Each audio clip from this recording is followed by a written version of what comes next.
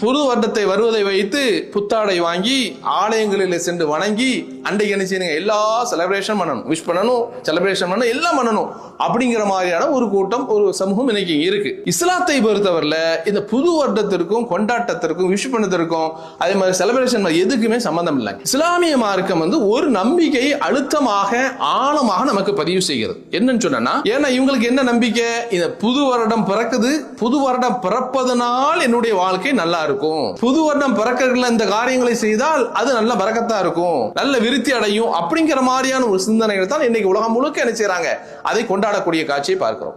ஆனா இஸ்லாம் என்ன சொல்லுதுன்னா, நீ கொண்டாடாத, நீ கொண்டாடுற நாள் எப்போ தெரியுமா, உங்க அம்மா வயிற்றில் இருக்கும் போதே முடிஞ்சு போச்சுக்காத. ஒவ்வொரு மனிதனும் தன்னுடைய தாயினுடைய வயிற்றில் இருக்கின்ற போதே அல்லாஹ் அவனுடைய விதியை எழுதி விடுகிறான். அதற்குன்னு அல்லாஹ் ஒரு மலக்க வச்சிருக்கிறான். அந்த மலக்கு வர்றாரு, இந்த மனிதன் உணவு என்ன, ஆயுள் என்ன, என்ன காரியங்களை செய்வான், நல்லது செய்வானா கெட்டது செய்வானா, எவ்வளவு நாள் வாழுவான் என்கிற எல்லா டீட்டெயில்ஸும் என்ன செய்யுங்க முடிஞ்சு போச்சு. வயிற்றுக்குள்ள இருக்கும் போதே என்ன செய்யறான், எல்லாம் முடிச்சிடறான். அப்ப அதனால இந்த புத்தாண்டு பிறக்கிறதுனால பழைய ஆண்டை திட்டுவதோ புத்தாண்டை வரவேற்பதோ வாழ்த்து சொல்வதோ இல்லை.